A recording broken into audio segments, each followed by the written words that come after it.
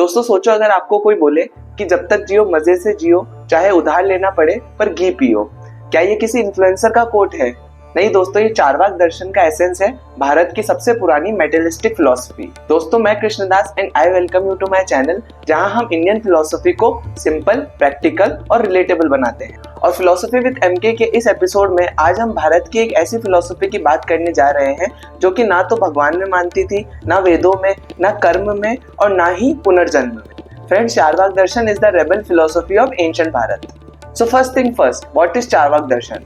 चारवाक या लोकयात दर्शन को अक्सर materialistic school of Indian philosophy भी कहा जाता है और इसका ओरिजिन माना जाता है अराउंड 600 to 400 BCE।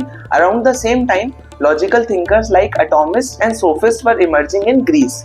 पर डिफरेंस ये था कि जहां बाकी इंडियन फिलॉसफीज स्पिरिचुअल लिबरेशन की बात करती है, वहीं चारवाक कहता था कि भाई लाइफ सिर्फ एक ही बार मिलती है, इसमें भी दुखी रहोगे तो क्या फायदा।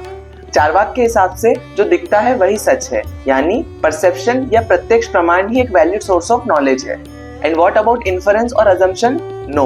उनका कहना था कि अगर हिल पे धुआं दिखाई देता है तो ये जरूरी नहीं कि वहाँ फायर हो, कोई और भी रीजन हो सकता है उस टाइम पे भी वहाँ किसी ने फॉग मशीन यूज की हो। चारवाक कहता है कि desires are natural, so why suppress them, and their motto was pleasure is the ultimate purpose of life. Sounds tempting, right? But here is the twist. We all know how many of our desires are fulfilled, and even those are fulfilled, are they really lasting? एक chocolate cake भी 10 minute बाद खत्म हो जाता है और 10 दिन बाद उसका गिल्ट भी आ जाता है। So the question is, can pleasure alone lead to peace? That is for you to think. Feel free to comment your thoughts. इसके अलावा चारवाक दर्शन वेदों को नहीं मानता, भगवान को नहीं मानता और कर्म थ्योरी को नहीं मानता, क्योंकि उनके अकॉर्डिंग आफ्टर लाइफ सिर्फ एक इमेजिनेशन है। तो एक तरह से रेडिकल रैशनलिज्म था, साइंटिफिक भी कह सकते हो और सिनिकल भी, डिपेंडिंग अपॉन योर पर्सपेक्टिव।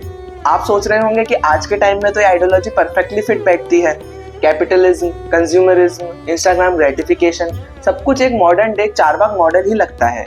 लेकिन क्या होता है जब एक सोसाइटी अपने ही सुख को प्रायोरिटी बनाती है? Environmental collapse, exploitation, loneliness despite material abundance, nothing that we are not already witnessing. और शायद इसीलिए चारवाक फिलॉसफी इंडियन ट्रेडिशन से ग्रेजुअली वैनिश हो गई थी, क्योंकि जब अपना सुख सब कुछ बन जाता है तब दूसरों का दुख इनविजिबल हो जाता है। दोस्तों, चारवाक दर्शन एक इम्पॉर्टेंट रिमाइंडर है कि हर समय में ऐसे थिंकर्स हुए हैं जो कि मेन स्ट्रीम बिलीफ्स को चैलेंज करते हैं। वो गलत भी हो सकते हैं लेकिन उनका होना जरूरी भी है। They taught us that rationality can exist without spirituality, but is that sustainable? That is something to reflect upon. दोस्तों, आज के एपिसोड को हम एंड करते हैं और फिलॉसफी विद एमके के नेक्स्ट एपिसोड में हम बुद्धिस्ट फिलॉसफी एक्सप्लोर करेंगे। Like, share and subscribe if you believe that philosophy isn't just for books, it is a way of life. I will see you in the next video. Till then, take care, be happy and remember, Krishnam Sada Sahayate.